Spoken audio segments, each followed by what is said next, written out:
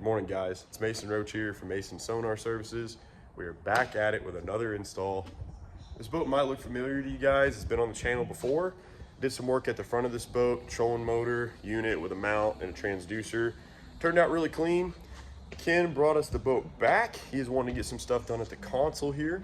We're going to be doing an HDS9 Live, transducer, NEMA starter kit, and a 0.1. So we got our work cut out for us. Ken's been a really good customer of mine. He's a cool dude, so we want to get him hooked up. So this is going to turn out really good. Stick along and let's get started.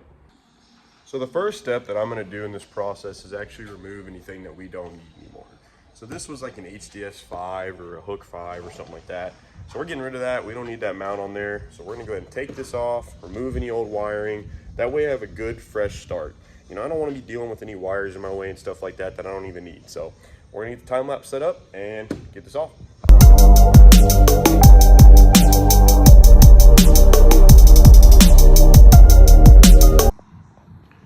So that's pretty easy. We got our existing mount off here. So now we are going to get these cables undone.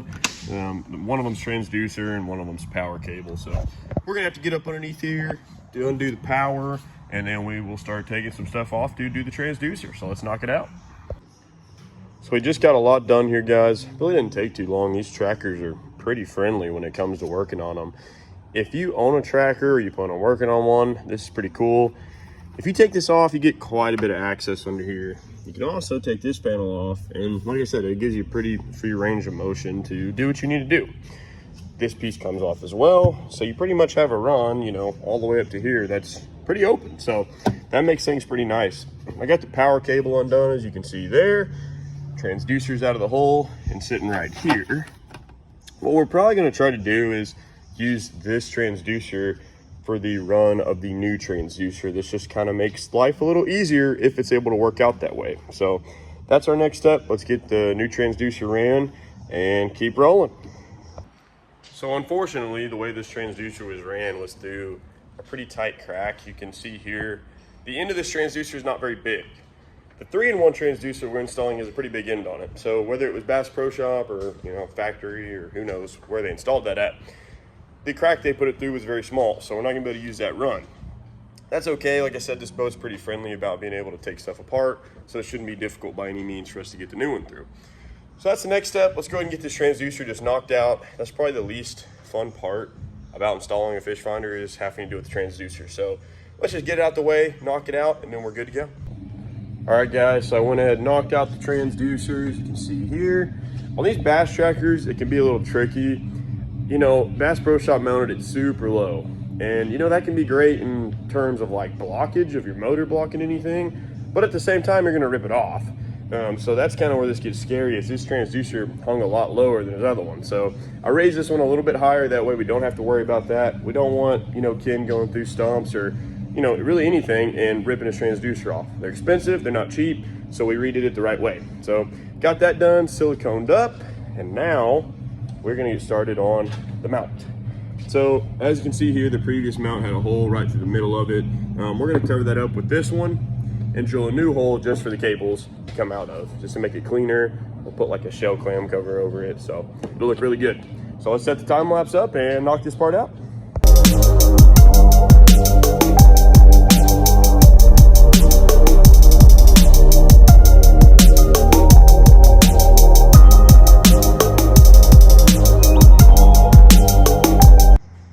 All right, guys, as you just saw in that clip, we got the mount on. As you can tell, we bolted it. Like I said in videos before, we do not use screws. We like to use bolts because, you know, in some rough water, you don't want that going nowhere. Use like trolling motor size washers underneath, just because this is plastic. So we want some reinforcement on that to make sure this can't rip off.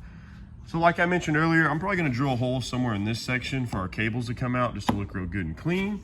And yeah, well, let's get it going. All right, guys, so I've been getting after it. Not gonna lie, I did go to Mr. Taco here on 105, grab some good lunch. But we've been knocking some stuff out on this bass tracker. We got all of our wires plugged into our unit here just to make sure we got everything. We got our hole drilled, everything ran through it. The 0.1 is mounted as well, our GPS puck. One thing I wanted to talk about on the GPS puck is, if you're gonna do this install yourself, you really need to be careful. You cannot just mount that thing wherever you want and just keep going. If there's magnetic interference in your boat, and you mount that GPS puck there, when you run down the lake, your arrow is not going to be straight. It's going to be crooked. It's going to be doing all sorts of crazy things because it's a compass and it cannot have electromagnetic interference by it. So you can download an app. It's an EMF finder, and what it does is you can place your phone on the boat and it'll tell you, is it low, medium, or high? And it's a scale of numbers as well, so you can see. And when you see that it's on a low reading and it's a good spot to mount it, that's where you want it. So just a little tip there if you plan on doing that yourself. So now I am going to get this NEMA system together and link these two units, put the console back together, and that's pretty much it. So let's keep rolling. So we got our NEMA system complete. We got it back up under the console here, zip tied. All we need to do now is get our runs to the front, our Ethernet cable and our NEMA cable to the bow, and put our console back together. Everything's looking super clean. I really like the way this is turning out. And yeah, I'm gonna set the time lapse up and we're gonna get this front taken off and these cables ran and hooked up, and then we are good to go.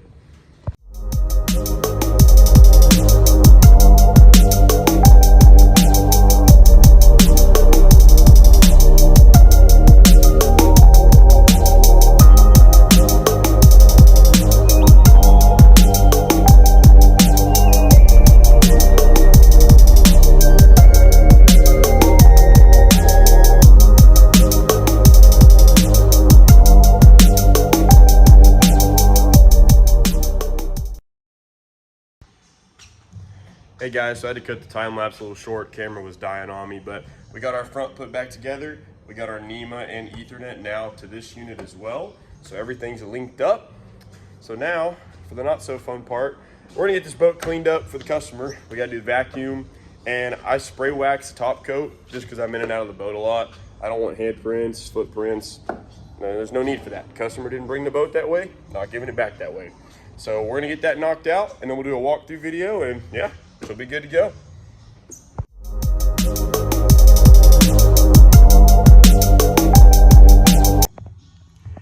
As you can see there, guys, we got the boat all cleaned up. Looks really awesome. This is our Lowrance HDS 9 Live.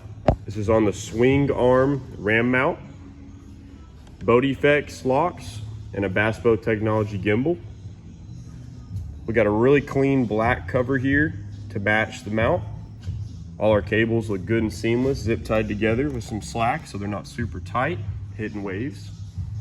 Up front here, now we already did this install in a video, but I wanted to show this.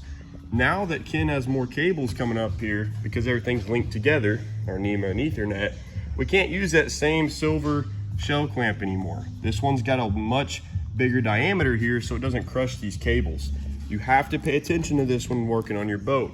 You do not want your cables getting pinched, whether it be Ethernet, live scope, anything. You just don't want that. So you can actually find these on Amazon. Like I said, bigger diameter, makes everything a lot easier and much nicer. Here in the back, we got our 0.1 and we got our transducer there. Notice that transducer's kicked up a little bit. When this boat's in the water, it's not gonna be sitting like it does on the trailer. I like to add a little bit of kick up on there just to make it a little more level when it's actually in the water. This boat turned out really awesome. I can't wait for Ken to see it. He's been an awesome customer of mine. Really thankful for all the support.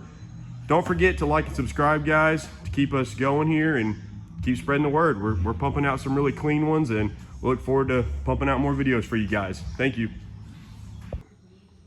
Like I said at the end of that clip, I really do appreciate all the love and support you guys are showing. It means the world. If you're looking to get a professional install done on your bass boat, pontoon, center console, you name it, give us a call, 936-444-5849, Mason Roach, Mason Sonar Services. We'll get you hooked up. Thanks, guys.